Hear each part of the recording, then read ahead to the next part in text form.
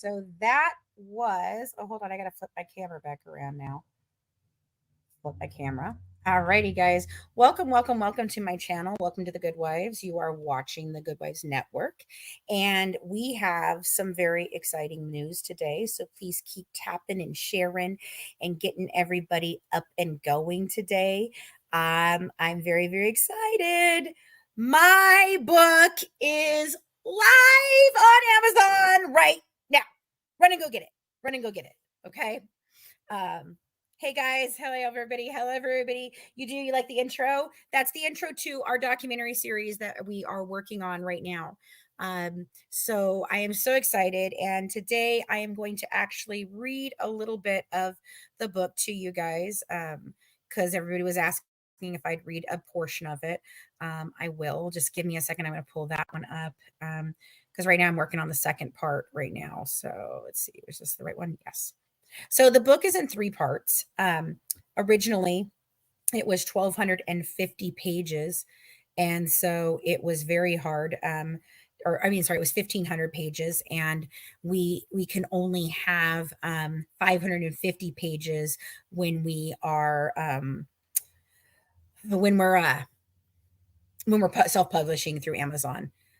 So that is the reason why we had to split this book into three. The introduction to the book is done by my good friend Jude Yates. She is a world-renowned true crime writer, and she's a criminologist, a former prison guard. She's done it all, and she wrote for us. I do want to start off by reading right now the dedication to Christina, our dear friend. And it says, we dedicate good wife, Christina Aliperti. She was instrumental in creating this book and inspiring many topics for the future. We hope you can tell her Brooklyn accent in the book and her lovely sarcastic tone. Her intelligence can only be matched by her heart. It's our hope you enjoy the entire works, but know our lovely Christina passed away due to long-term complications as a result of COVID-19. She worked tirelessly and selflessly for the betterment of the true crime and entertainment community. Colleen McShane. And then I wrote, the wisdom that Christina possessed was incredible. Her mind was fierce and her heart was filled with love. We think releasing the book during the month of her birth was a special and meaningful way to honor our beloved Christina's words and memories. We tried. We didn't get it out in time, but we tried. She was paramount in pushing us to continuously improve from graphics to social media to helping create the Good Wives Network. Her giving heart was always at the forefront of everything we do as a team. I was the last person to speak to her the night of her passing. I'll never forget what she said. I'm so excited for the future, Fancy. We've worked hard, and I can't wait to meet you at Colleen in person. We never made it, but I feel her guiding me and Colleen through this every day. We shall meet you someday. May your words live on forever, Fancy. So that was our dedication. Um, Amy, Amy Mack wrote a beautiful editor's note. And then I'm going to go down here. I want to read you the bonus things that we put in this one, because the transcripts, you can read those. Those will be easy for you to read. But I put in extras in here. There is an additional, so there are two new interviews in the first book. It is an interview with my daughter, who you guys never had heard from personally. Her name is Sarah, and she went down with me when we first met the Blanchards. And so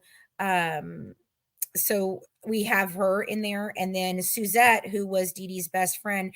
You might remember her from the podcast. She was on the first episode, and she was with their mutual friend. The mutual friend was Titania. They were both like the three amigos with Dee Dee, and she wanted to make sure that there was a there was good stories about Dee Dee in this book, and she is going to actually be helping me with putting together the book for that's on Dee Dee more.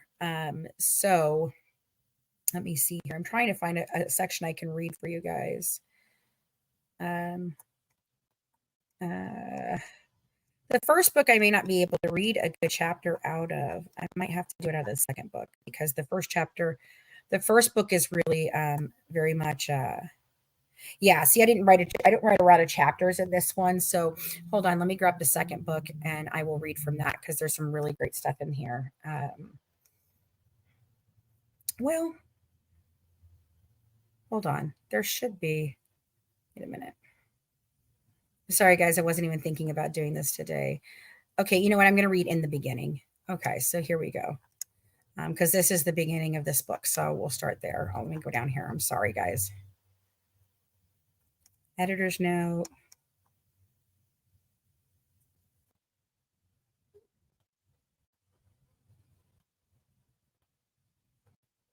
Weird. Why can I not find?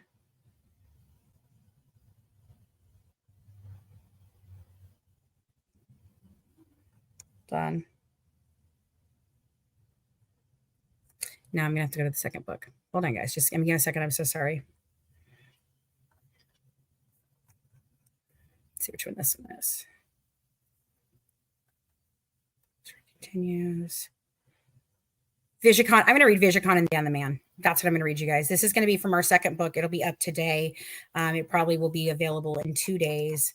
And I think this is something you guys will like because the newest chapter that I added to the book, they're going to be out this week. They'll be out this week. So hold on a second. I got to get down here. But I really think this is a good one because we have been talking about Dan for a long time, but nobody really knows what's going on. And we did just find out that the Dan that we have been led to believe was Dan for all these years was not Dan. And the reason we were led to believe this, we are going to do a mock trial. So funny that you say that. We are going to do a mock trial. I have asked my friend Jen Ward or Jen Liu of the Ward Case Studies to come onto the documentary with me and present the defense side, and I will take the prosecution side. Now she is a little worried about getting on camera, but I told her she better just do it anyway, and so I'm hoping she will. But this is out of the second book that'll be out in a couple days today. I'll read this to you. It's called VisionCon and Dan the Man. So the first time I heard about VisionCon was when I found MJ Pack's. I know. You everything that Natasha says is you got to take it with a grain of salt. Okay, I'm going to swipe off comments for just a minute so I don't see them while I read this. Okay. The first time I heard about VisionCon was when I found MJ Pack's thought catalog, and there were allegations that Gypsy had attended in 2009. She was 18 years old when she attended that year. We do not know how many years she had been attending, but it is with certainty that after 2009 she was a regular attendee. The original story shared on MJ's site was that Gypsy went missing for 4 hours. She was found in a state of sexual contact with a much older man, and she had stolen money and her mother's narcotics and wanted to run away. Gypsy and this unidentified happening at the hospital. And now here's Gypsy having sexual contact with a much older man and walking. Dee Dee jumped into action to explain the incident. Gypsy did produce an ID that showed she was over the age of 18, but Dee Dee convinced the people at the convention that while yes, Gypsy was older than she had stated, she was developmentally delayed. So Dee Dee told her she was younger. We've heard that story somewhere else before. And just like Rod, they accepted that, and I have no idea why. Because to spend 5 seconds with Gypsy, you know she may be emotionally delayed, but she is not delayed in how intelligent she is and how complex her thoughts are. She was described by everyone as eloquent and passionate.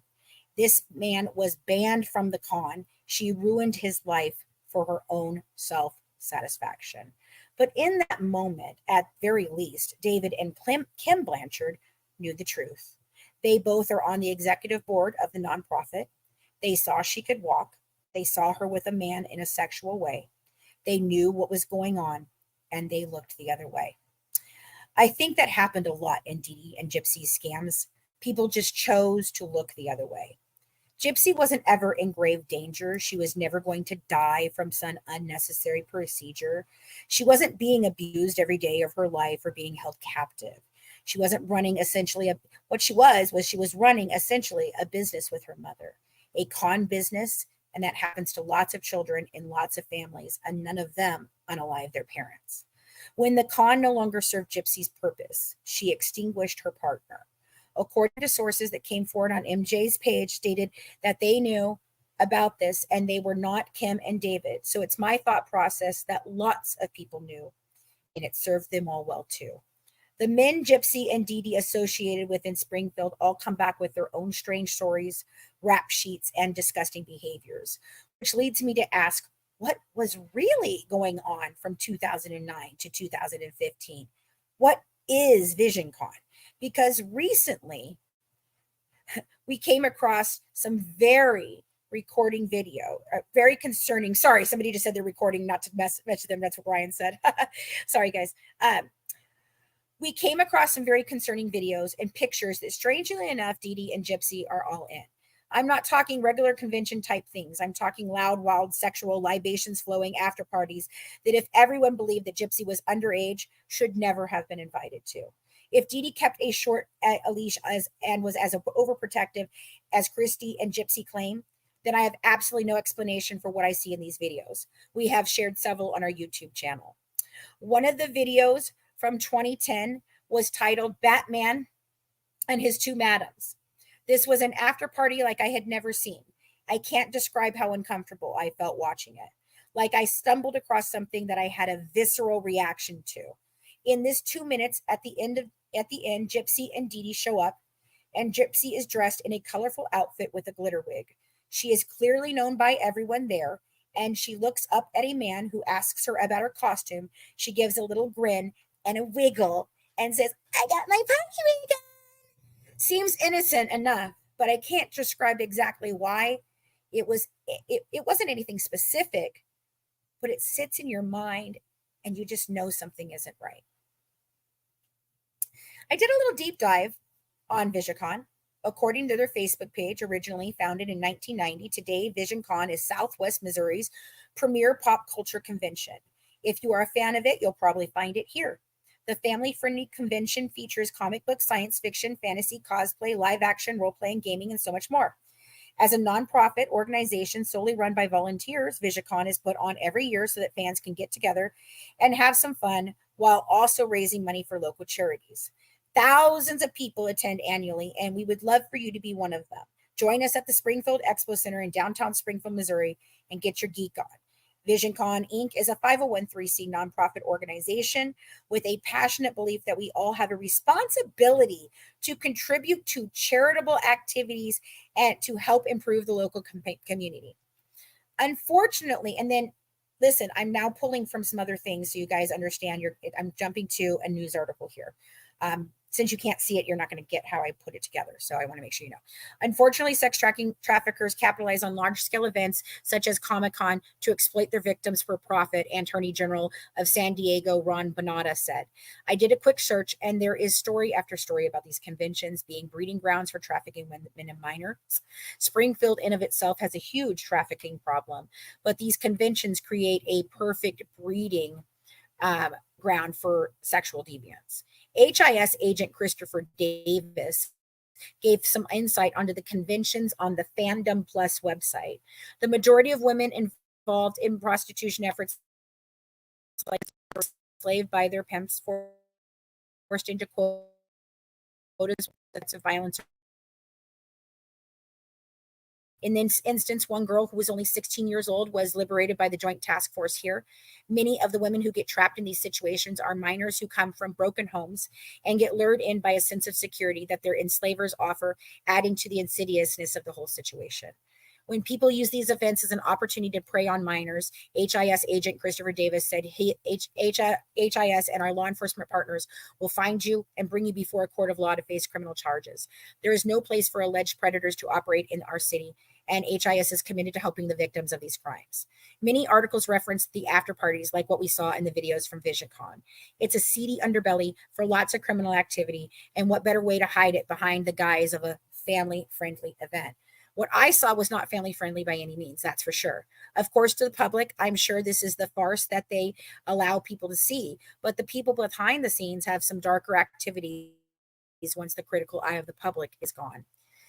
Tim Blanchard ran this organization all the way back to 2009 and possibly earlier. than that. It began to really bug me. Now you might remember David is the neighbor that claims he crawled through the kitchen window with when Dee Dee was murdered, sorry. I don't believe he climbed through that way, and I have thoughts on why he would make sure he got into the house before the police, but that's for our next book that details the planning of the murder and our on through to present day. Must I say, for a sheltered abuse victim, Gypsy sure knows a lot about sex and creating chaos. After shining a big spotlight on the VisionCon event and people attached to it like David Blanchard, Dan Glidewell, and other various men, the website went down. It has now been announced that VisionCon will not be returning in 2024. The website where we could identify any board members or contact them for comment have been totally wiped. I find this very suspicious. As of 2 days before writing this chapter, there were articles specifically on sex trafficking and VisionCon. Now they are nowhere to be found. Anytime we discuss Dan and David, strange things happen. It's interesting to see what shakes out each time we shake the tree, and I don't think we've scratched the surface of how deep and wide this story really goes. Gypsy and Dee Dee are but one story. There are many more. In 2011, Gypsy's world was in turmoil. She was attempting to assert more independence, but still was tied to Dee Dee, who now was failing in health herself. In 2011, Dee Dee got what she wanted. She finally had a doctor that could explain her daughter's mysterious illnesses. And upon learning this, Dee Dee felt that Gypsy had gotten to a point where Dee Dee was just happy she was stable and she no longer wanted to pursue any more diagnoses or any more procedures, as her own health was making it hard to come all the way to Kansas City. After the incident in 2009 with the hospital and CPS, Gypsy's primary care physician, Dr. Steele, transferred her care from Springfield to Kansas City. After 2011, Gypsy only saw a handful of doctors sporadically for continuing care. In 2011, VisionCon returns, and this time Gypsy meets her obsession, Dan. It is unclear if this was the first time she met him or not, but it is the first confirmed meeting. This honestly is what I think was the inciting incident for Gypsy. She was now a full adult. She was tired of playing a sick child. And because she knew her mom embellished some things, she decided to run with the fact that she was never sick. I honestly think it's one of the biggest factors of motivation. Gypsy stated this in prison's confession. She no longer wanted to play the sick kid, and she didn't want to have to take care of her mom anymore. She wanted to be free to run the streets, have smacks, do rugs, and a variety of other bad ideas that Dee Dee wouldn't allow. Gypsy and Kim Blanchard said the same thing. Dee Dee told them that Gypsy was never going to live a normal life, fall in love, have kids, etc. Now, everyone has assumed that was because Dee Dee wanted to keep her young, but I'm not so sure anymore. Maybe the reason her mother stated this wasn't because she couldn't, but rather she shouldn't. I believe that Dee Dee knew from a very early age that Gypsy was not your average kid. She had mean streaks and could flip in a heartbeat. In fact, after running into Dan at this convention, that's exactly the type of concerning and dangerous behaviors that surfaced. Nick has told us that Gypsy told him that she tried to unalive her mother twice before asking him to do it for her. One of those times was after 2011 VisionCon. Now, there are several versions of this story. In our next book and documentary, we'll be showing you each story and how many times it changes. For now, we aren't going to discuss how she ended up at Dan's friend's apartment, but she did. One of Dan's friends contacted other people in the circle of the VisionCon community, and David and Kim helped bring Gypsy back home. Dee Dee showed up at the apartment and demanded her pills and money. Originally, Gypsy didn't mention that. She just stated that her mom found her and forced her to come back home. She originally told me she threatened Dan with statutory rape, but I don't think that's what happened at all. I believe there's a version of truth here, but has Gypsy told it yet? Not in my opinion. There are so many conflicting stories about this tale. Gypsy willingly went home with Dee Dee regardless, and no police dragged her home. In fact, we've never been able to verify that ever happened. There are no reports. No people said, hey, I saw that happen. The cops were at their house for a burglary. Gypsy stole the money and blamed an autistic girl who lived down the street. They came for the one welfare check, and that's all we've been able to verify. After returning home, Gypsy claimed she was chained up for 2 weeks, starved, had to urinate on herself. Despite that would mean Dee Dee, who shared the bed with her, would have been sleeping in pee, and was repeatedly beaten. She claims this was the first time her mother abused her. She stated, my mother never touched me or hurt me before I was 19 in her interrogation. So by her own words, she wasn't abused before she was an adult with the ability to leave and had taken those measures before. In fact, there was sightings for years of Gypsy out walking. Gypsy alleged her mother smashed her computer and placed bells on the door so Gypsy couldn't leave. At this time, I'd like to point out Dee Dee had been officially disabled for years. She was working to get disability when they were granted the house, and that's from 2007 on. A news story emerged this year in Prison Confessions. Gypsy claimed after this incident, she regained her freedom, and after doing that, she picked up her mother's BB gun and unloaded the entire clip into her. When she realized it wasn't real, she claimed she felt relief. But I don't believe she's even capable of these complex emotions. This story it took me aback. Here we have been led to believe that Gypsy was so scared of her mom that she was completely controlled, and for trying to leave her home, she was chained up for 2 weeks. But she wants us to believe that after shooting her mom 10 times, having to have the bullets removed at the hospital, concocting a cover story, and then protects her attempted murder, make sense. So Gypsy became obsessed with Dan at this point, fantasizing he'd be her knight in shining armor, but not before she told her friend Aaliyah, a whopper of a story, that she had a boyfriend but found out he was a pedo, so she broke it off. How does that story even make sense either? When Dan and anyone else she tried to get to carry out the deed of offering her mother said no, see, she went searching online, and you know the rest of the story. Or do you? If you or someone you know is a victim of sex trafficking, there is a help. The National Sex Trafficking Hotline is open 24/7. Contact them by phone at 888-373-7888 or text info to 233733. Okay. So that is the chapter from our second book that will be out probably tomorrow or the next day, Monday or Tuesday. So questions, do you guys want to come up in the box and discuss? I don't know where Mac is. Mac was going to join me, but I don't see her. So that's okay. What do you guys think? What do you guys think? Gypsy had a childhood that most children dream of having, and all she can do is be an ungrateful bitch. Yep. Mac, I'm sure at some point in time she commented on it. Check out our YouTube videos. Oh, I've got guests. All right, here we go. That taxidermy. Mac, you want to come up over on this side? That'll be good. I'll have you over here. There we go. Hi. Hey, how are you?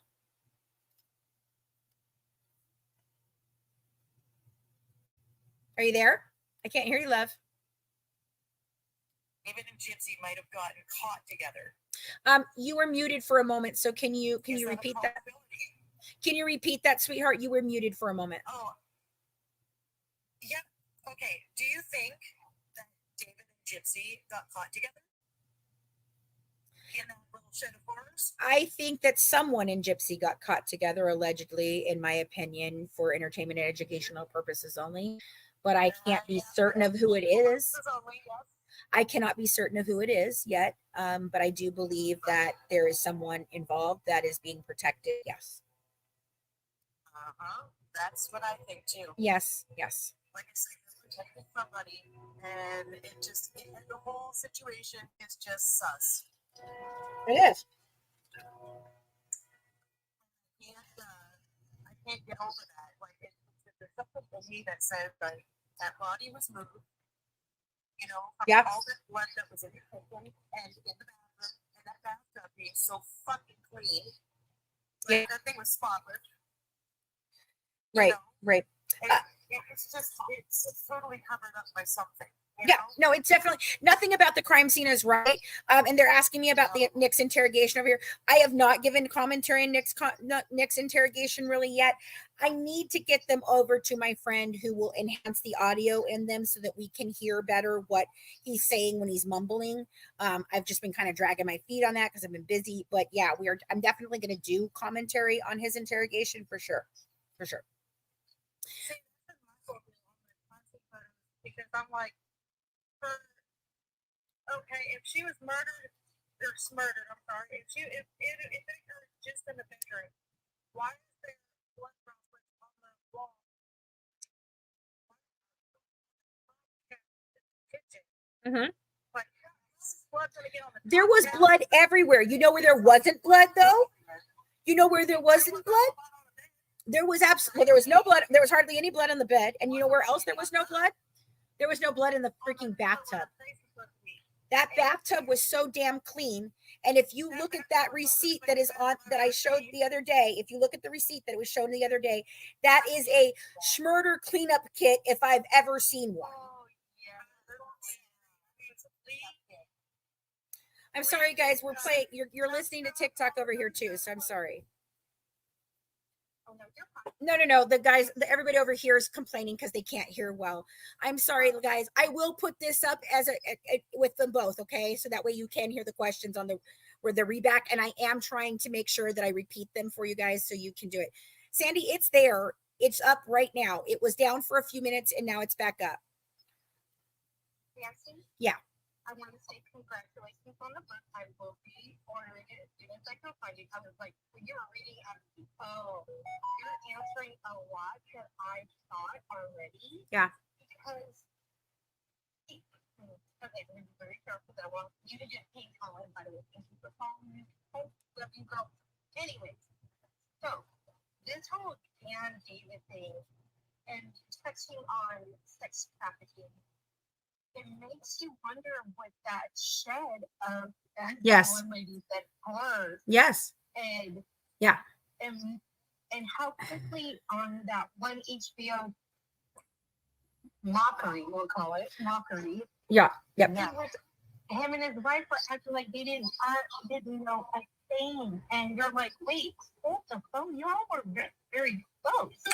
Yes. Touching on in your book Mm-hmm. answers so much, and I'm going to go allegedly for entertainment purposes and no facts because I don't have any facts in front of me. Right. I do believe the older gentleman she was caught with was someone very close to David. Let's just say that for now. Uh-huh. Right. The D names in this are very, very prominent. Well, it's like I said this morning when you were live, we were talking about the window and David Blanchard supposedly climbed up through the window to check on his friend. I commented and I said, I'm sorry, but if I'm climbing in a window to check on my damn friend, I don't give a damn about anything that I'm knocked over. I'm not picking shit up. I'm going in there to check on my friend. I'm like, yeah, exactly. That was the most absurd thing. The fact that, you stood in the doorway and didn't see her in her bed, like, come on. Well, his story has changed 3 times. First it was the light didn't work. Then it was I didn't go looking in there. Then it was the doors were all closed. Well, that's really funny, David. The doors were all closed. Did you know that Dee Dee's room does not have a door on it? So how are the doors all closed, sir? It works when the cops come in. It just magically works when the cops come in. Right. And nothing was disturbed on the window. Now, I have my degree in criminal justice, and some of it we look at forensic photos of the dust would have moved things. Because he was a big guy. That's what I'm assuming. I mean, I don't know him personally, in educational purposes. But No, David's a big guy. He's I put out pictures of him. He stood in front of the house. He's a big guy. No, I don't think the cop lied. Okay, hold on. I want you guys to understand what I think actually happened. Okay. And it is very clear when you read the police report, but it's not as clear when people talk about it. The police report states, and I interviewed this police officer. The police report states that they caught him trying to climb through the window, attempting to climb through the window, and they told him no. So then he tried to ask them if he could still go through the window. And they said that they did not think it was a good idea because if he did and the homeowners got upset, they could press charges against him for trespassing. And he said, I don't care. I'm going to do it anyway. And they were like, so she was trying to go back and talk to her supervisor about it. And by the time she went and turned around and went to her supervisor, he was already in the house and opening the door. And so they assumed he went through the window, but then they found out that the window did not open and shut properly. But where he went through, in my opinion, is through the back door that was 100% open, not unlocked, open. It was cracked. So I do have to add, he knew exactly how to get in and out of that house. He did, 'Cause he I probably- think. Opinion only, he's probably been in and out of that house a lot. Yeah, absolutely. And I do have to add though, how didn't he smell the body? How did nobody smell it? Well, Gypsy is always alleged. 5 days of decom, man. Yeah, but Smell Gypsy is always alleged that she turned the thermostat down to 45. I know that there are pictures of it being 66 and 70, so I'm assuming that maybe David went in and he raised the level, and then by the time it hit 70, that was probably them going in and out of the house over and over again. Now, I swear to you, the other night though, I did see an AC that was a picture and it actually said 45. And Ryan and I have been going around it. She goes, no, it's always been 66. I said, I know that. But somewhere, I saw a picture of it being 45. I thought it was in crime scene photos. Maybe it's not. I have to go look.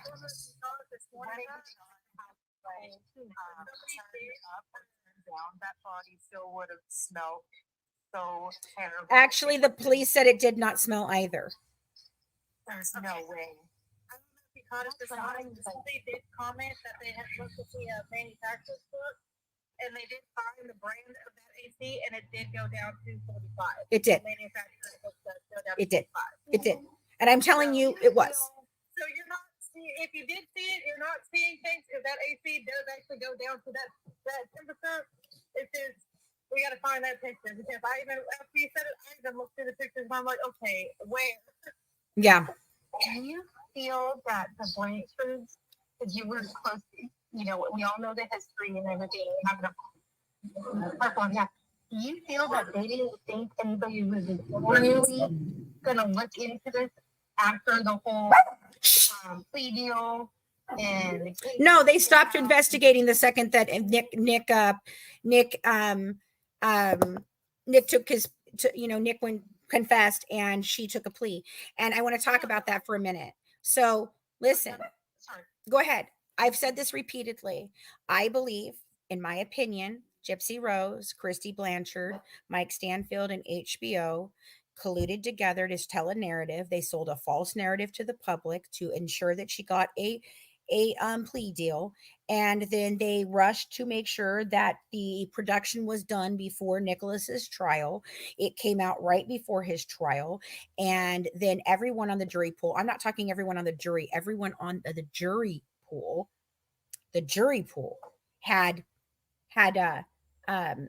had seen Mommy Dead and Dearest.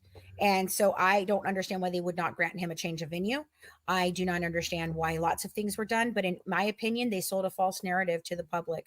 And what's really interesting about that, guys, Erin Lee Carr, the director for Mommy Dead and Dearest, her and Melissa Moore from Prison Confessions were both at Gypsy's gender reveal party.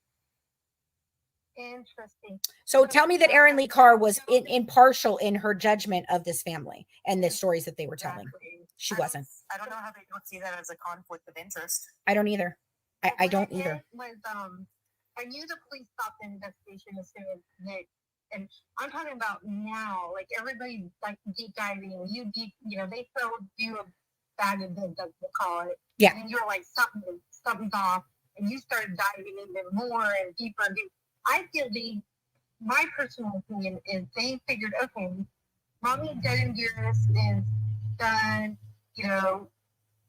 she's doing her little interviews with Dr. Phil and this person or that person, whatever. No, they really thought they sold him down the river, and they thought nobody would ever look. They underestimated the shit out of me. They underestimated the shit out of me personally. Oh, I think my grandson is home. Is my grandson home? Is my grandson home? Is my grandson home?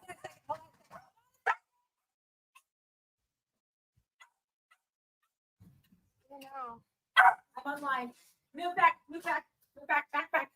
Sorry, guys. Sorry. And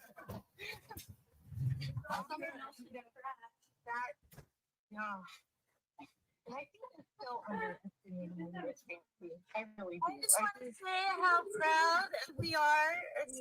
Thank you. Thank you so much. I do have a question. Has anyone looked into the dark web to look for what's inside that shed? What do you mean what's inside that shed? We've seen inside the sheds. No, I mean like what activity? Oh, like that? No, you know what? I have not done that, and that's a good point. Yeah. And that's it. You can't tell me that videotaping stuff. Like, Right, right. I'm telling you, Adult Friend Finder was really the place to go during that time frame. And part of me, somebody might have a video out there somewhere. And that's what I'm thinking. That might be interesting if you guys go down that rabbit hole without me. Of sure as shit to tell me what you did, but Oh yeah. what you find. But And I just want to, just have someone point. Dark web is a scary place, folks. it is. It Yeah, is. it's too scary for me. I don't want to go there, but I just wanted to say how proud we are. I'm so proud of you, Fancy. Thank you. I can't wait to get the book and read it. And Oh, thank you so much. anyway, Thank you, dear. Okay, I'm gonna. thank you for. Go ahead. Mom there wants to say something. I'm her daughter. Oh, you are? Well, thank you. Hi, honey. Hi. I Okay. just want to let you know I had to delete my TikTok. Mm, I'm sorry. Starting family problems here in the home. Oh, I'm so sorry. Well, so not with me, not with Miss M. Mm. So yeah, so I'm not going to be on TikTok anymore. I'm so sorry. I'm following you on YouTube, honey. Well, you I'm know, so TikTok is proud of a you. cesspool of just too much drama and shit for me too. And yet, just to let you know, you are the one that gave me the light of this case. You are the one. Thank you. I've heard videos of what these Blanchers did to you, and I go, oh my gosh, this poor woman. Thank you. Thank you. You be proud. You be proud of what you do. Thank you. Thank you. Thank you so much. Thank you. What did you say when you started this? You wanted to know the bad. The good, the bad, the ugly. The good, the bad, the ugly. Yes. And I have found the good, the bad, and the very ugly. The very ugly. And the very ugly goes much deeper than any of us ever thought the very ugly would go. All right, guys, I'm going to drop you down so a couple other people can come up. I appreciate you all. Mwah, mwah, mwah. Thank you. Okay, you guys are great. So somebody over here, Sailor Kayun, I wanted to highlight what she just said. So she said this is the David Blanchard quoting. She wanted to dress up in costumes and watch cartoons and see kid movies. That was her. She was a kid. So David, can I ask you a question? If she was a kid who liked to dress up in costumes and watch cartoons and see kid movies, what in the ever-loving hell was she doing at an after party that's likes of what I saw? What in the hell? Either you knew that was a con and she was well over the age of 18 and you didn't care that she was there and something nefarious was going on, or you were doing something with what you thought was a minor. And by the way, for those idiots that are out there saying that I now have alleged that Dee Dee's trafficked her daughter, I did not say that. I said that VisionCon and other cons like it have a trafficking problem.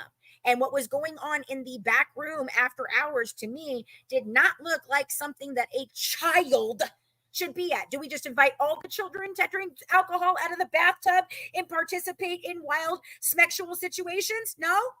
Okay. Seriously. It's very odd. Yeah. Okay, let me say what I got to say. Yes. I want to say congratulations, first of all. Well, congratulations to you too. You helped, editor. Okay, but still, this is for you right now. Thank you. And that I'm proud of you, and that I'm very honored to share the moment with you. I really am, because you persevered in spite of everything. Yeah. All the roadblocks, all the negativity, everything that was thrown your way. Yeah. And there was a lot. There was. a lot. There was. But you came through it, and I always knew that we would finish because the drive was always there. Yes. Just needed the right people around you. Exactly. And let me just say, I want to say about our team, we have some of the smartest, badass, loyal women that I've We ever do. met. Honestly. We do. I And I needed a can good really team say- around me, and I never had that really. I did not Yes. have a great team. I had people that I think wanted to try to do things that they just weren't qualified to do, Right. you right. know, or they didn't have the drive to really put in the work that we had to do to get this successful. I think that Right. is more of what happened. I think people bit off more than they could chew. Yeah. And they're mad because it took me so long, and when they disappointed me, or they weren't able to continue to finish what they were supposed to do, I called them on it, whether it was, you know, negligence or just because they couldn't, and they never liked that. And so, yeah, I've been Right. through a lot with these people, but the team that we have now is so supportive and helpful For these and women, I'm telling incredible. you, and I want them to know how appreciated they truly are, because they are the backbone to a lot of what is being done, you know? Right. And with that, I mean, like I said, it was a pleasure to help you, and Right. I admired, respected, and supported your purpose, like with the case, the book, Yeah. the truth. You know what Yeah. I'm saying? You wanted to get the truth. Yeah. And it was struggle, it was strife, it was blood, sweat, and tears, but it's paid off, and you deserve this. You deserve it. Yeah. You deserve Thank this you. moment, and I know that Christine would be extremely proud. I And know. I'm sorry that she's not here physically, but I think we both felt her throughout this whole process. She's definitely been here. She's definitely been here. And if you wouldn't mind, I'd like to take maybe 5 seconds or 10 seconds and just do a moment of silence for Christina. Can we do it for Christina and Dee Dee, please? Sure, for Christina and Dee, absolutely. No, I can't actually. I'm not able to mute. Why?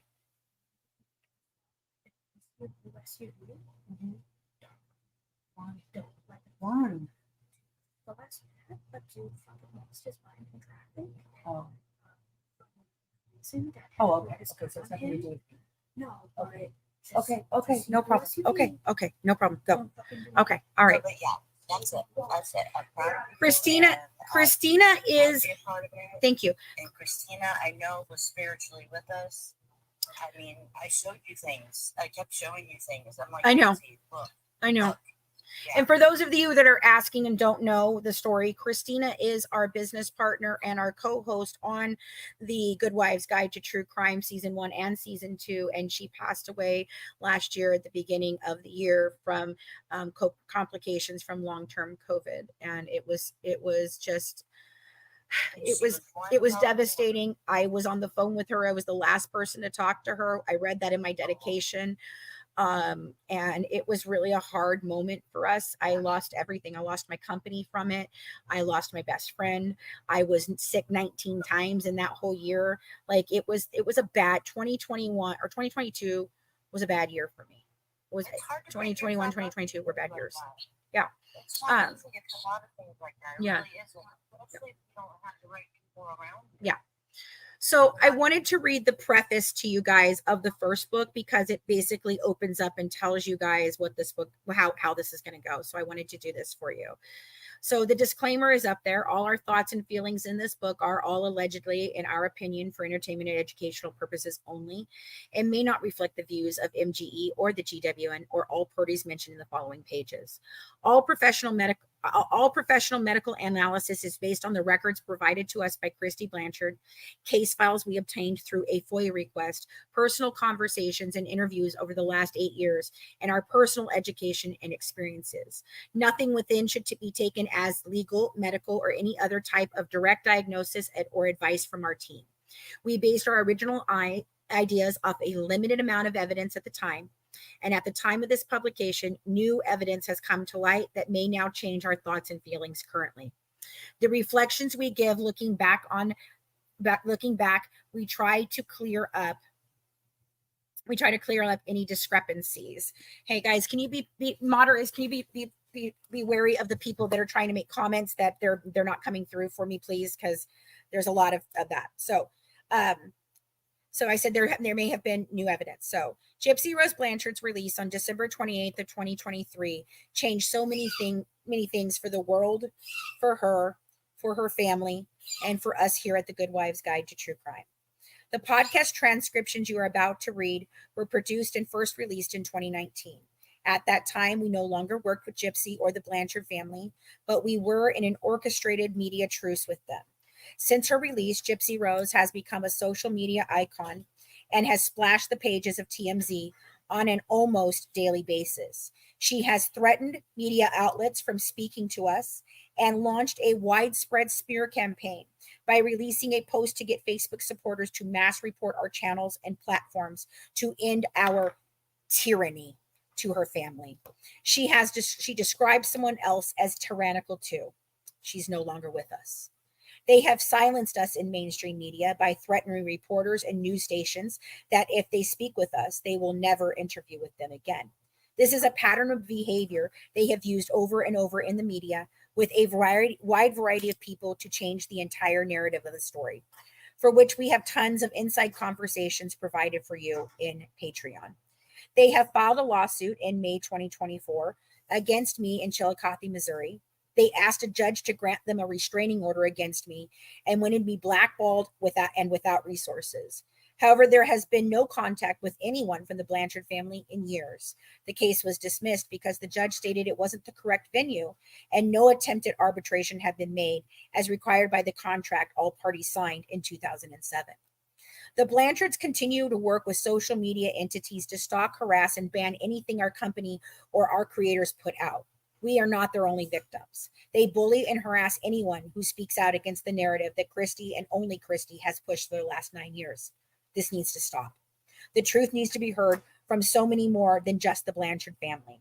At the time of the podcast, we were still compiling all the records. Colleen had not seen all the records Titania, Dee Dee's best friend, and LVN had. But what matters is we were still under the assumption that everything done to Gypsy was not necessary. Upon further investigation into Gypsy's medical records, we located something we believe to be the key not only to Gypsy's medical anomalies, but it also changes the entire narrative of what any of us thought we knew about the Blanchard and Petrie family. This key would turn this case upside down and prove not only did her family know exactly what Dee Dee was doing, but they benefited. And there's one more story there. But I will say that it's a very good reason for Christy wanting to silence us. We are a threat to their whole story, and they know it.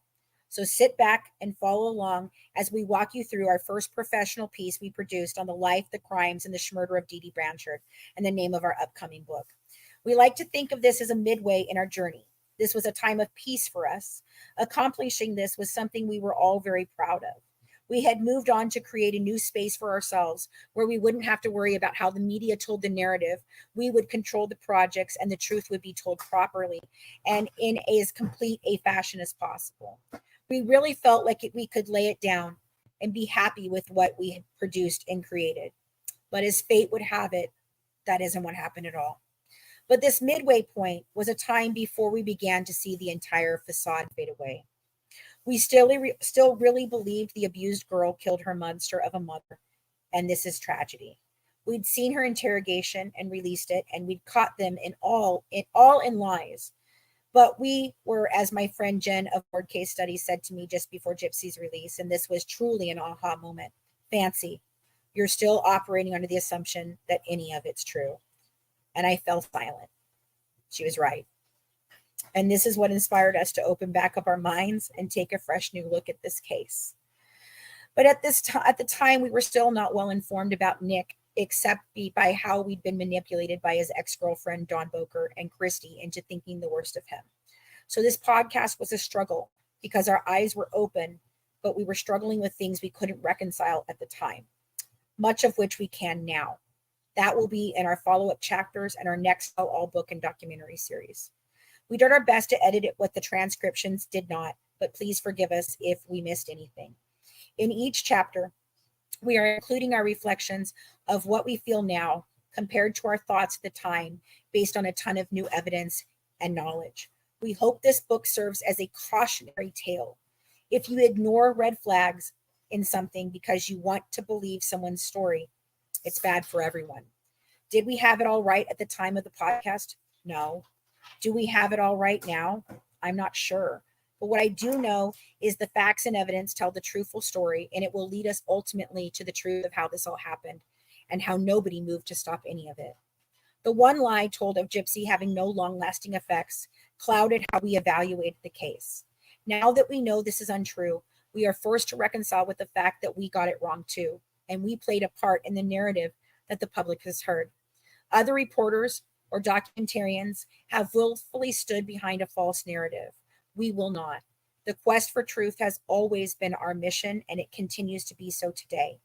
We hope to close this chapter and begin a new one where we share our journey to truth, no matter how much it makes us realize we assumed and believed lies, and it changed how we reported the story. I don't have regrets over the last 8 years. I have lessons learned. I have friendships formed and colleagues established. I now know to never get too close to the subject of a story. There needs to be a healthy barrier to ensure accuracy and truth, and the Blanchards blow past that everyone. They endear you to them, so you are less likely to question. It's not until you break away and see the spell they cast that the truth becomes clear. Colleen's journey here is over for now, and we wish her the best in her future. And she will always be a part of the GWN's beginnings and what we do going forward. She has grown as a professional in the medical field, as a person, a mother, and a friend. And at this time, she's completed what she was asked to do. She analyzed the medical records and has provided the public with information they would have never gotten. Did she get a lot wrong? Yep. Are there things I think we are all embarrassed a bit by? Yep. Things we wish we hadn't said or said so harshly. But we never stop looking for the answers. And Colleen should be recognized and praised for taking on something nobody else would. She deserves to be proud of her time here and her work.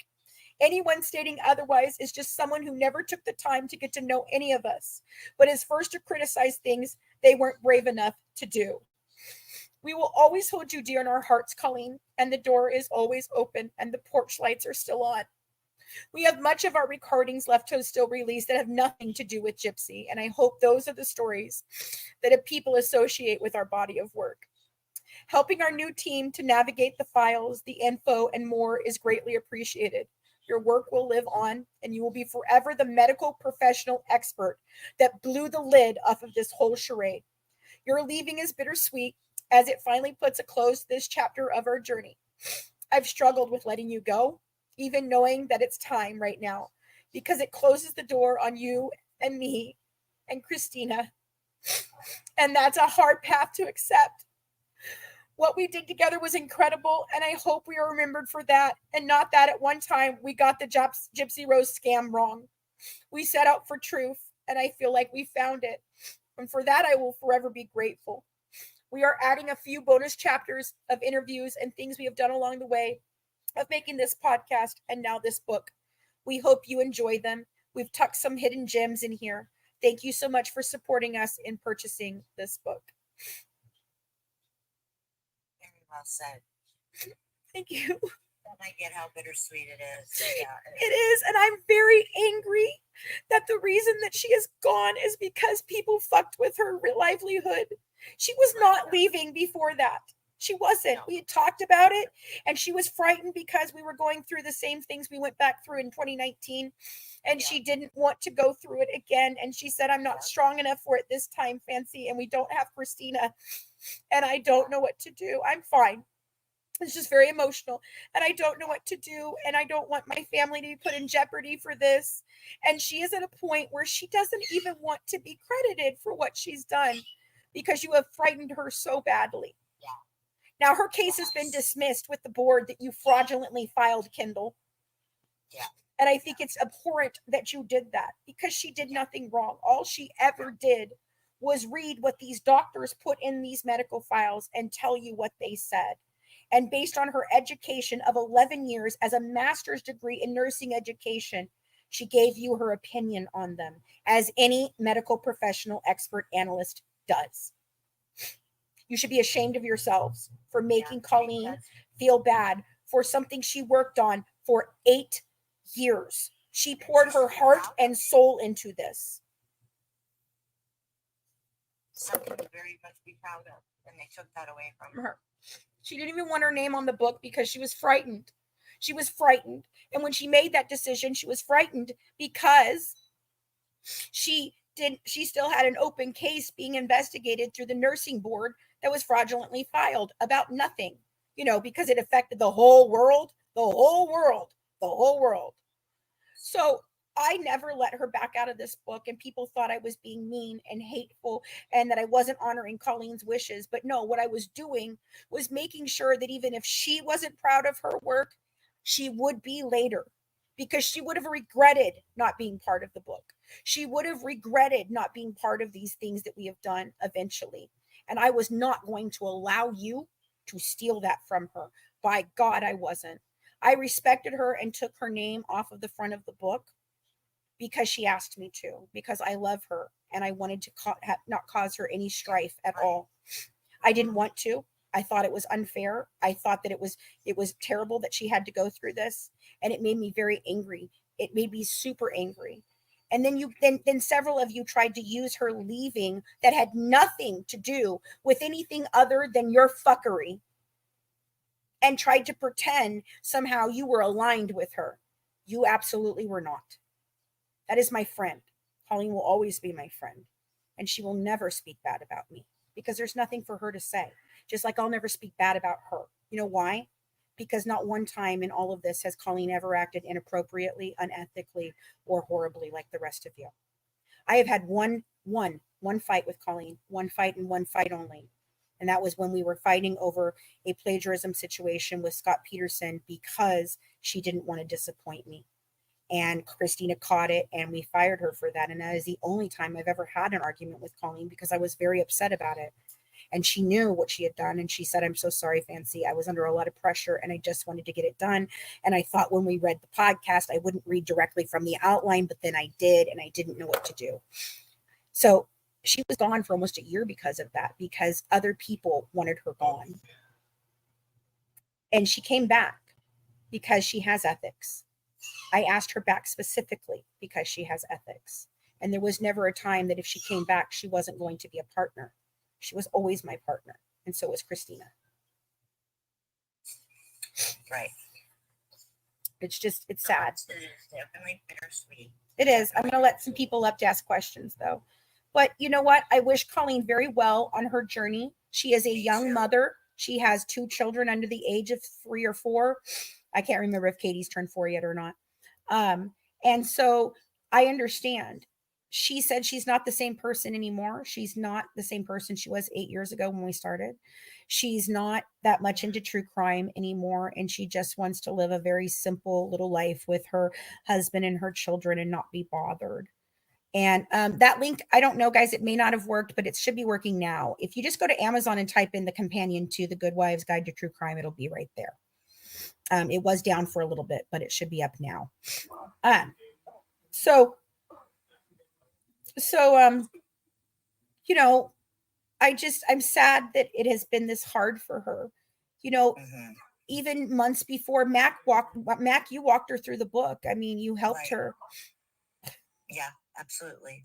It was there was a lot of doing to keep her involved because she really was trying to back off from it. Yeah. But like you said, her work should be, she should be proud of everything that she's done. She's done a lot. She's done a lot. I think she was throughout this whole experience. Right. I mean, Yeah. Oh, yeah. 9 years. Of course, opinions are going to change or people are going to change. 9 years is a long time. Yeah.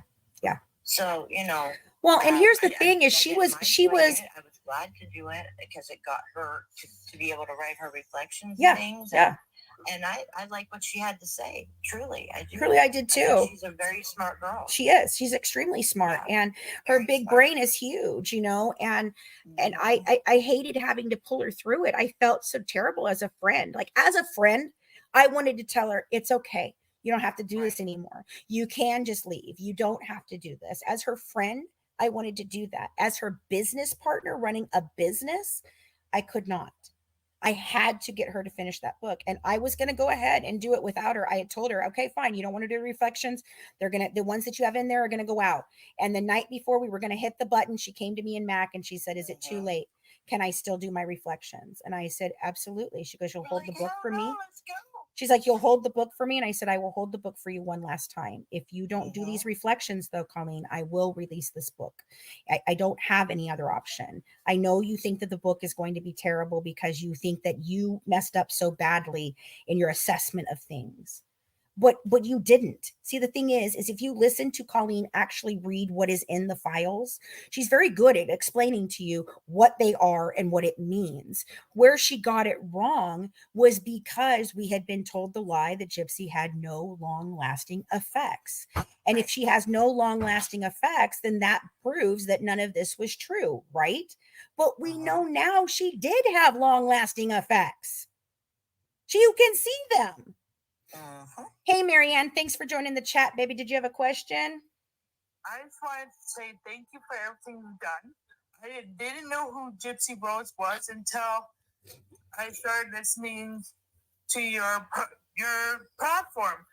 I just wanted to say thank you for everything you were doing. Thank you. I enjoy listening to you and Matt. Aw. And the book's called Companion 2. Yes, ma'am. The Companion 2. That's number 2. The Good Wife's Guide to True Crime. Okay, thank Yep. you. No problem. Thank you, Mary. There, man. Thank you, Marianne. Have a good one. Thank you so much. That was nice. So sweet. All right, we got some other people that want to come up. Oh, Alicia! Yay! Alicia, girl, how you doing? Hey, girl. Hey, I just wanted you to kind of explain to people because I keep asking in the chat Mm-hmm. how they can go about getting a signed copy. Okay, so the autograph copy, Amazon does not do that. So there's going to be 2 ways you can get a signed copy. I will be out on tour at some point in time this year and next year, I'm sure of it.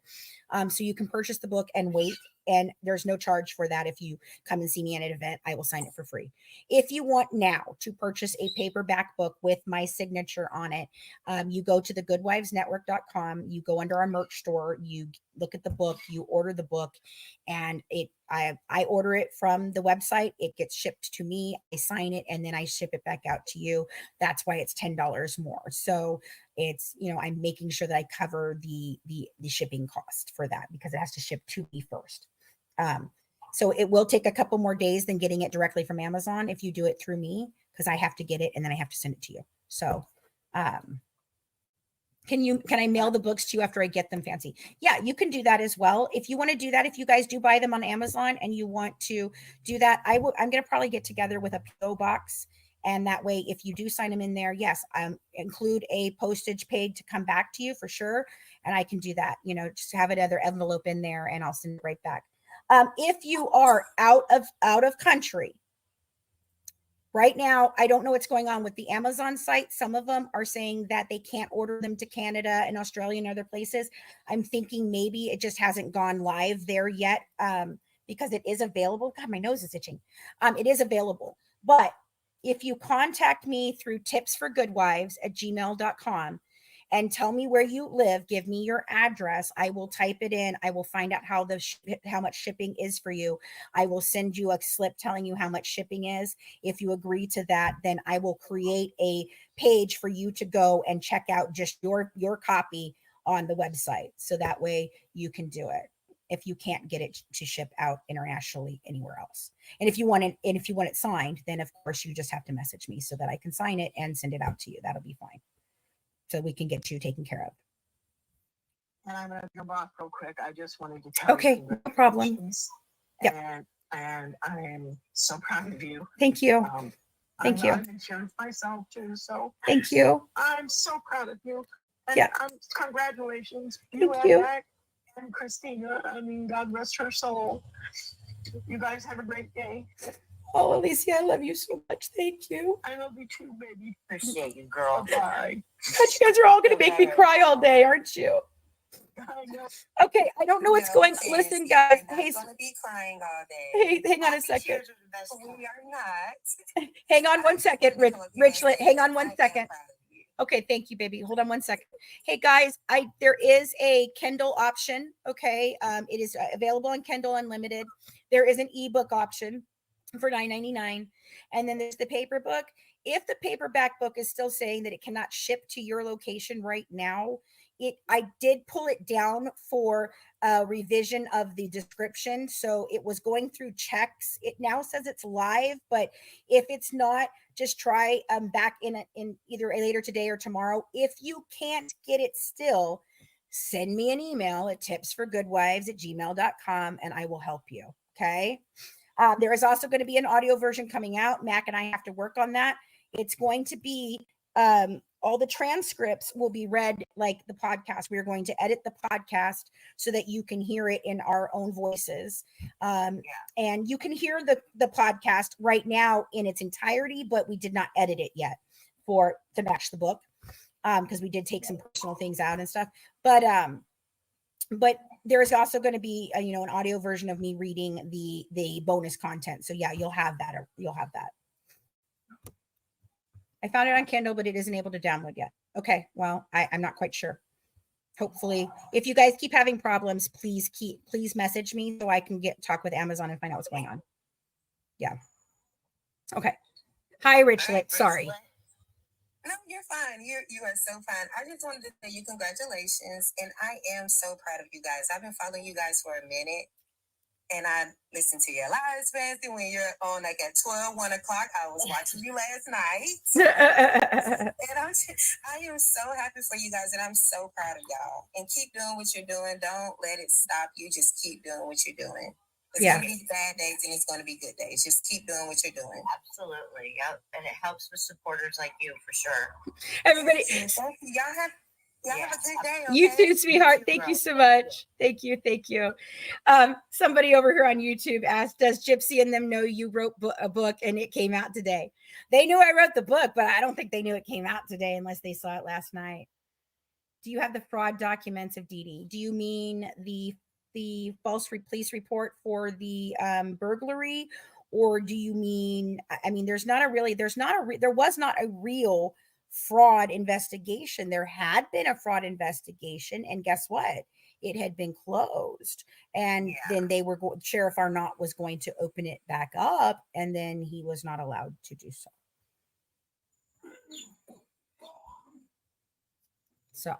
Oh, Danae's here. Anybody else want to hit the box? Go ahead and hit the box. I'm taking questions. Danae. Hi. Hello. I'm not here for a question. I just want to tell you I'm very proud of you and I love you. And I love you, Matt. Very much. Danae. You both did very well. Oh my God. And that's it. And Alicia, you sound like crap.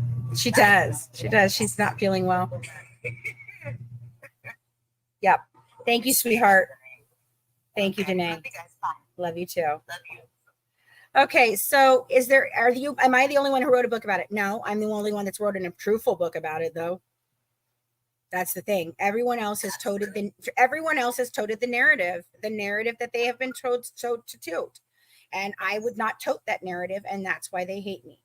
They really hate me because I have blown the lid off of their little playground. And I'm hoping I blow the lid off of their money train because they sure as shit are trying to blow the lid off of mine, and I ain't got money. So, they're just trying to keep me broke. Yeah, we do have proof of that. Hi, guys. Hi, Crafting Mama. Congratulations on the book. Thank you. My question is, the only interviews that I've seen with Nick is the one that Phil done. Why has no one else interviewed it, like Dr. Phil and It's a very good question, and I'd like to know, mainstream media, we're talking to you. Why have none of you bothered to fact check or talk to Nicholas Godejohn about any of this? I don't understand. There is one documentary that was more heavily featuring of him. It was the A&E Killer Couples, and that one was really good. And that one, I helped with that one in sending in certain pictures and things like that. And then they are the ones that were going to interview Nick's girlfriend for a follow-up. And then Christy swooped her up and didn't want it to happen and told her she could get her better deals than I could. But that's also the A&E producer who gave me the interrogation video. And so there is one I am working on trying to remedy this. I will be talking much more about Nick once we find out what happens with his appeals. He's not happy with me because of the things that I said back in the day, and I have to own that. But it doesn't matter.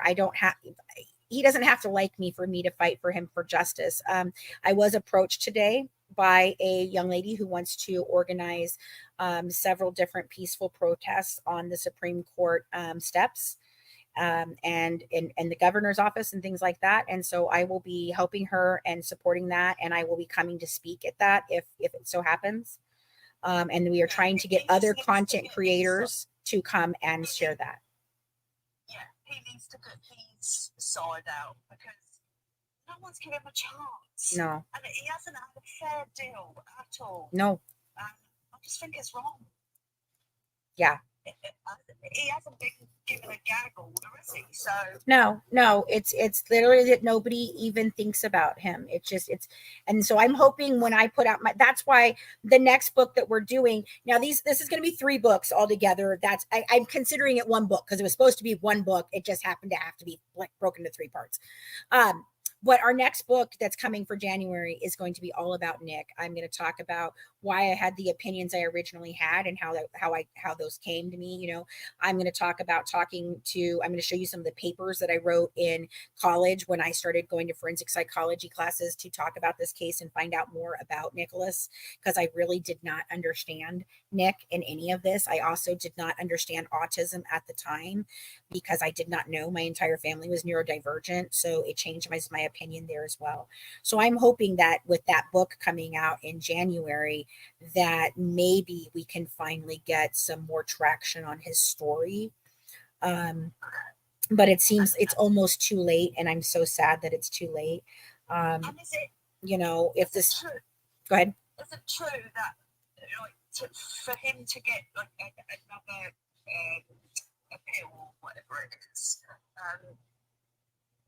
he'll have to people going to the Congress or whatever. Yeah, okay, for clemency. Yeah, you're talking about clemency. There is a push for that right now. It has been through NPG Cornerstone, and I do not trust them.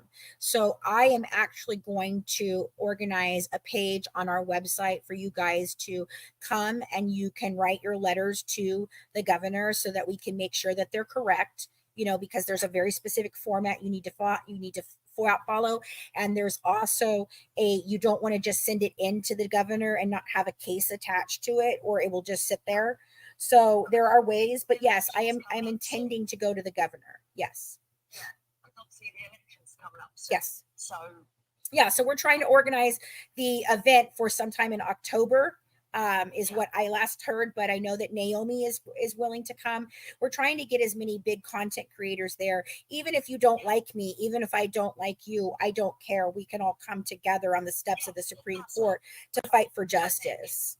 Yeah. Exactly. Yeah. Exactly. Thank you very much. For your No problem, time. sweetheart. Congratulations. Thank you. Thank you. Okay, I will get a PO box. I promise, guys. I promise I will get one this next week. I got one question. Yeah. Some FOMO wants to know, has anybody been able to talk with the teen neighbor? Now, I'm not sure if they mean the autistic girl. Yes. Starlight has gotten in contact with her. She found her, and she has found her parents. So yes, we are working on talking with her, because she is the autistic girl who they tried to frame for stealing the money out of the safe when it was Jip sending money to Nicholas. Yes, we have found her. Thanks for answering. Appreciate that. Yep. Hey, Sam, did you have a question? Yeah. I've just been a long time fan of you for like the longest time, ever since you started TikTok. And you've been through so much, and it's amazing that you've gotten so far, and you have your book out. It's very inspirational, and Thank you. I only used you for a little bit, but good vibes all around. Yeah, Kim, that is hold on a second. Kim, that is the one that I'm talking about. The young lady approached me. She's approached Naomi. That is exactly what we're talking about. This is the one we're going to do in October. Yes. So, okay. Thank you. But Sam, yeah, thank you very much. Did you have any other questions or?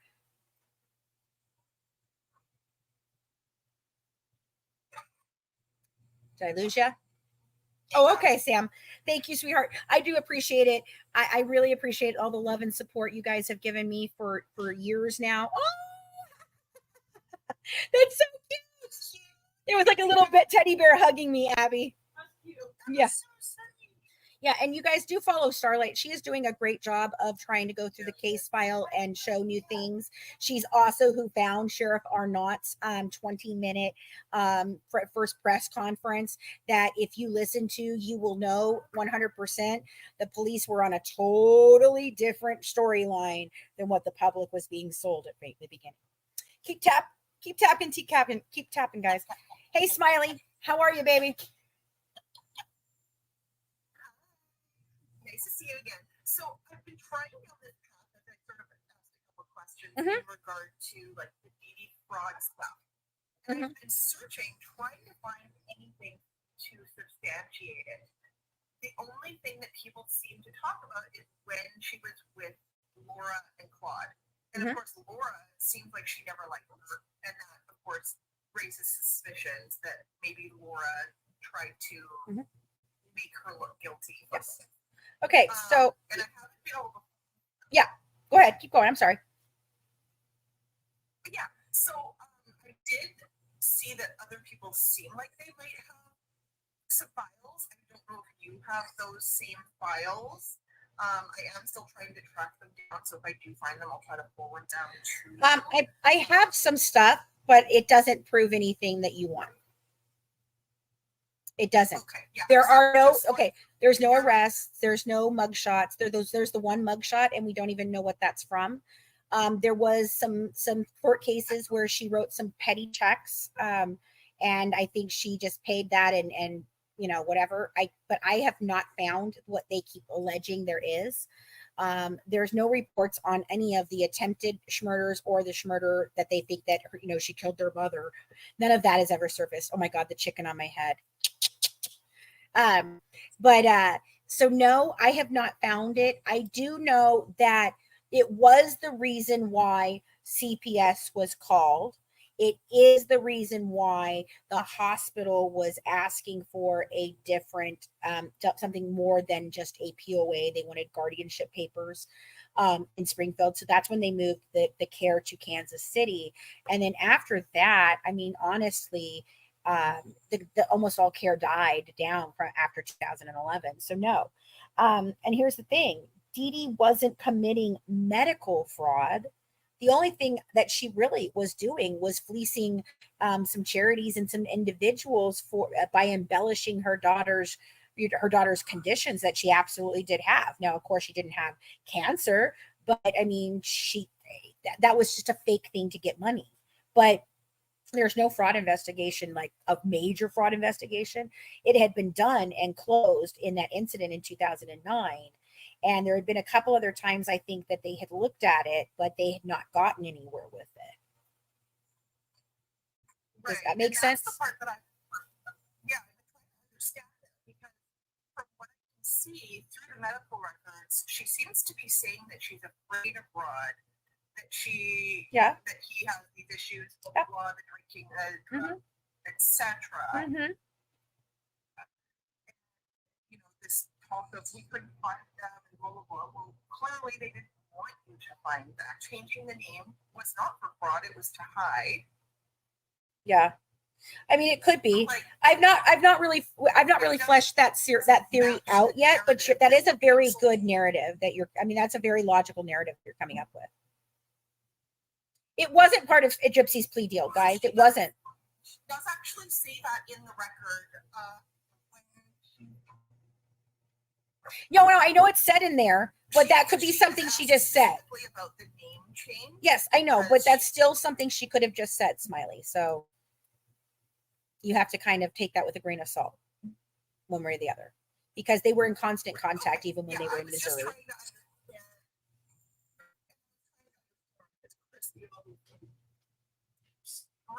Right. I'm just trying to look at it with a different set of eyes from the narrative to try and see like Dee Dee's side.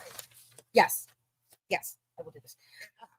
Yeah, no, and that's one of the things we're working on that. So right. We're working on that. That's one of the things we are going to do an entire book dedicated to Dee Dee. And the reason it's last night, Ryan wanted me, she asked me, can you do that one first instead of the Nick book? And I said, no, because the Nick book is almost done and the Dee Dee book is going to take a long time. I'm working with her friends. I'm working with people down on the bayou, family members and things like that, because I do want to tell a more truthful story about Dee Dee. There is a possibility, you're right, that they were running scared and that's why she changed the name and all of that. But the only reason that I doubt that is because they were in constant contact with them. It's very obvious they were in constant contact. And I believe that it's all a lie about that they didn't see her, that they weren't around, that Dee Dee kept her. I don't believe any of that. There's too many pictures of them together. So I don't know if that was a story Dee Dee told so she could get help in a shelter and get out of there, or if that is the truthful that she was actually very, very, scared of it, of Rod and them. I mean, I do know he drinks, they drink, they do other things. So I don't know, but it is an interesting thought process to go down that rabbit hole. Does that make sense?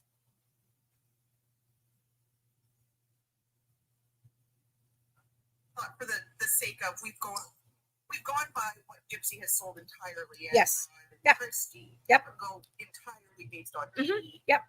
in what she has said, right? Yeah. For the sake of our game. Yeah, for sure.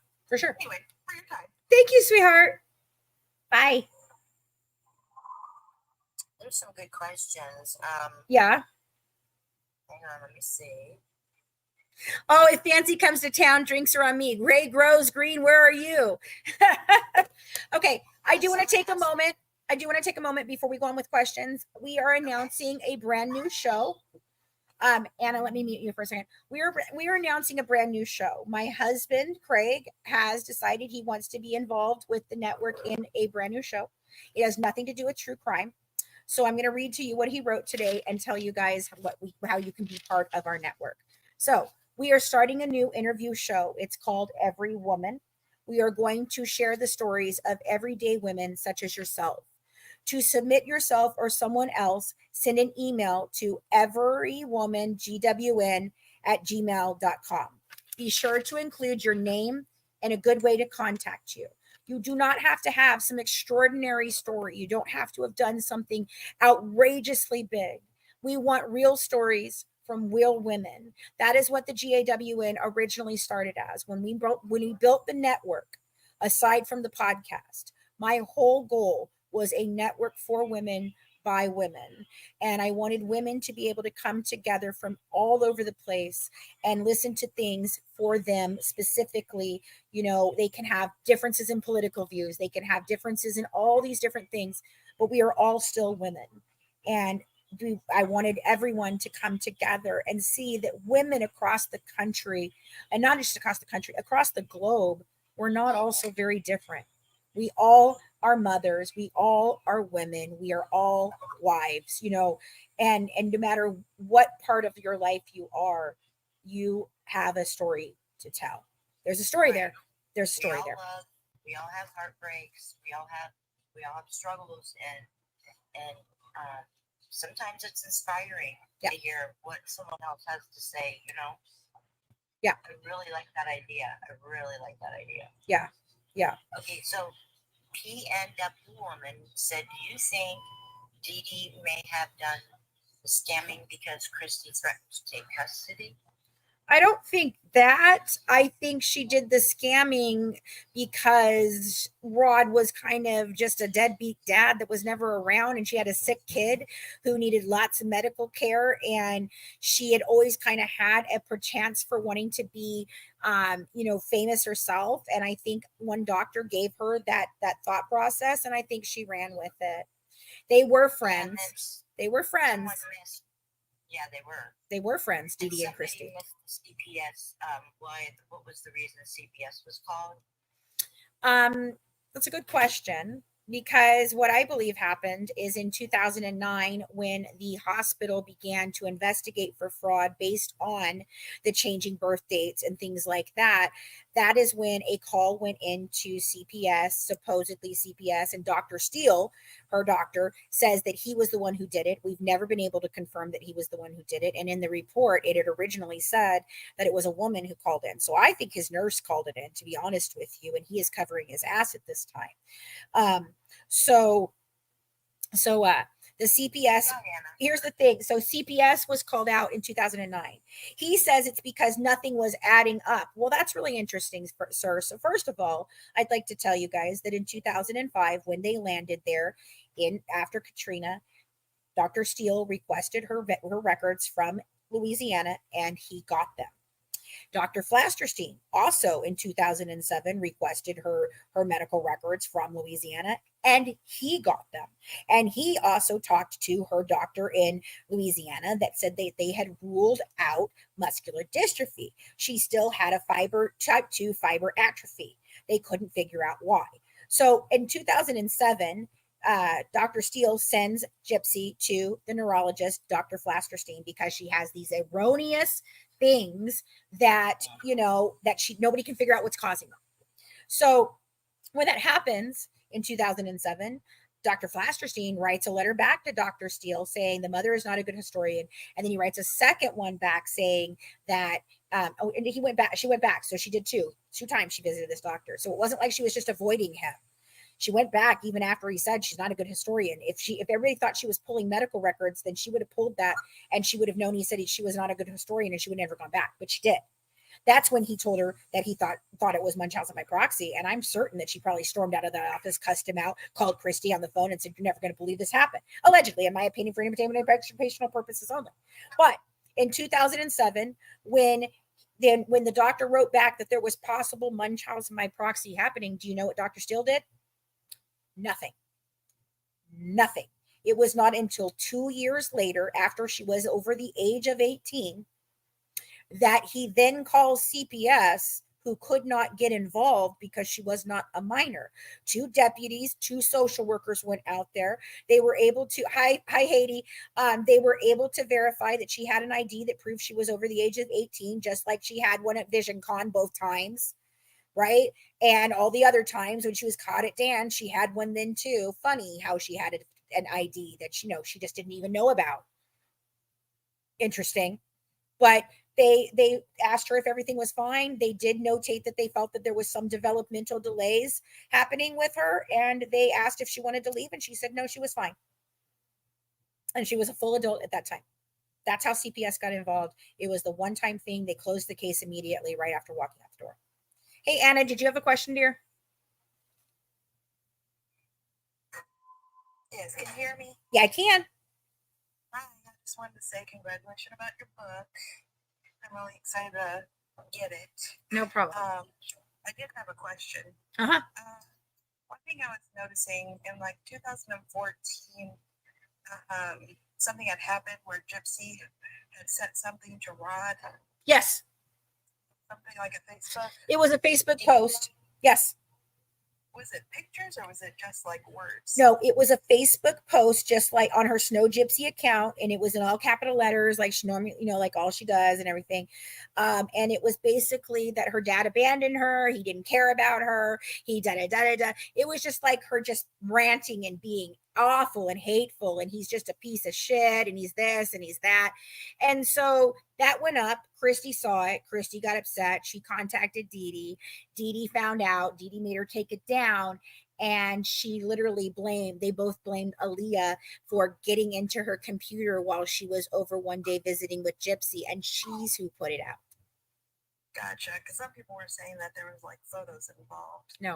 And so I wasn't sure. No, there wasn't. And I have seen it before, and I'm sure that somewhere in my catalog of 95,000 screenshots, I have it somewhere, because I can't find it now. It's been erased. Go figure. There's no more there, but it used to be there, and I know that I have seen it, and I believe we had a screenshot of it at some point in time. So I am looking for that in all of our information. But yes, I can confirm that it was done, and that they actually blamed Aaliyah. Gotcha. And do you know anything about like this whole thing about there being like two different Dans? Yes. The fake Dan and Yes. the real Dan? Yes. Is That was, real? yes. It was orchestrated by Chocolate Sunrise and Christy. I can't say her name because she likes to strike me down. But if you can think about what those two things mean, you'll know what I'm talking about. And she is she was Christy's right hand for the last 9 years. She and she alone is who told everyone that the Dan in Arkansas was the Dan. She did it for years and years and years. She even told Ryan it. She sent Ryan a bunch of pictures the other day, like, I'm right across the street from Dan Gagwell's aunt. Oh my God, F April Johns for making me scared. Oh, for crying out loud, get the hell out of here. So we find out through Gypsy, who starts, and of course, how am I going to believe Gypsy, right? Because she lies about everything. So why would I even believe Gypsy and Bree telling us that that's not the right Dan? And I'd have no idea why they would not, why they would want to out him now. Why do they care which Dan we're talking about? Because I would just think that they would not want us to talk about Dan at all. So why would they give us a new Dan to talk about? Very suspicious to me. However, I have been able to verify that that is the correct Dan. We have identified him at the con many times in many pictures. I have seen the picture of his wife, and guess what? His wife is wheelchair bound. I think that's very interesting to me. Does the man have some sort of fetish for wheelchairs or something? I don't know. Just really weird. Really weird. All right. Well, that's all I had. Yeah, there's a lot to be said. We're going down the Vision Con right now, like rabbit hole. So we're going to be coming out with a lot more about that. All right. Thank you, Anna. Thanks, Have a good Anna. one. You too. I don't know why Nick won't forgive Dan. I'm hoping somebody will ask him and tell me. JT Joyless wants to know. She said, so Gypsy lied to me. I'm not shocked. Oh, yeah. Yeah. Yeah, no, I mean, she's so honest about everything. She's so honest about everything. We should just believe everything she says, right? Yeah, right? Yeah. Yeah. Why would she be? Hello. Hey, I just had like a statement, I guess.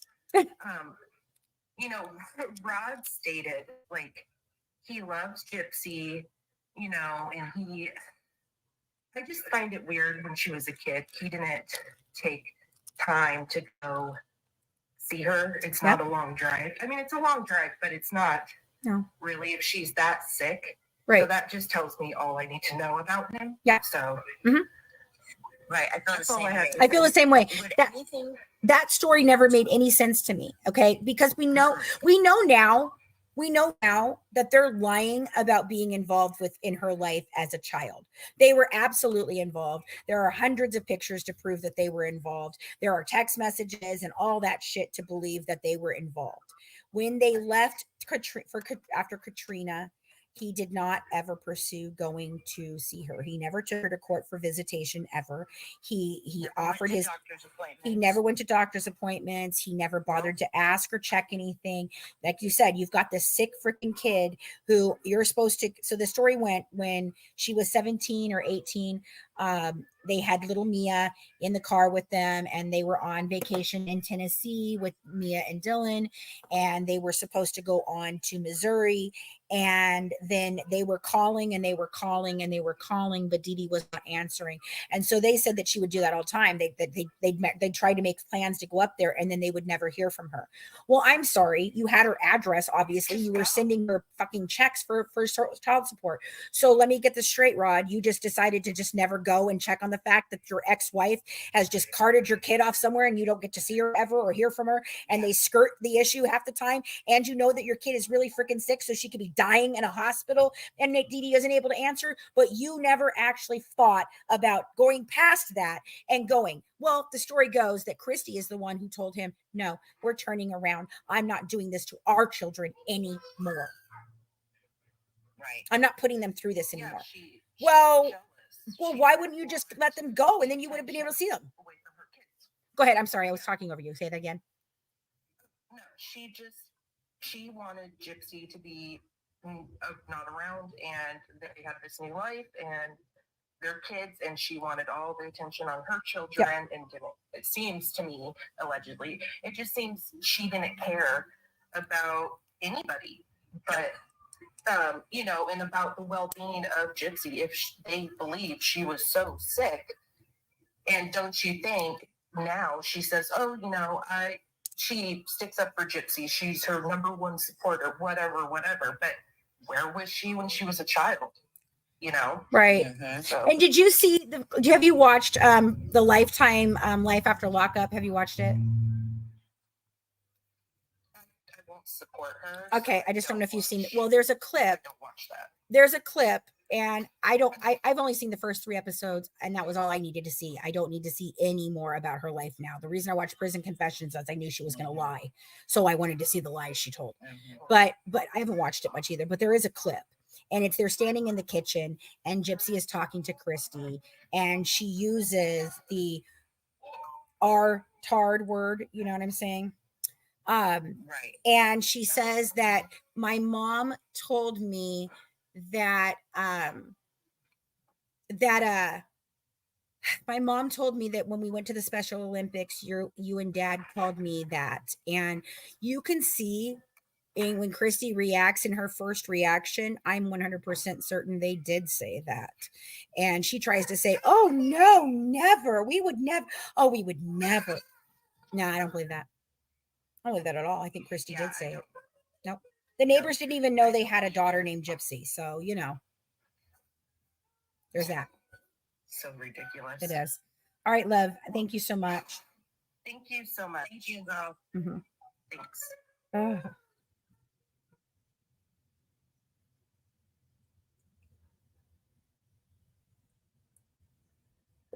Hello. Hi. Hi, how are you? Hold on 1 second before you go. Noodles, I'm going to explain this to you.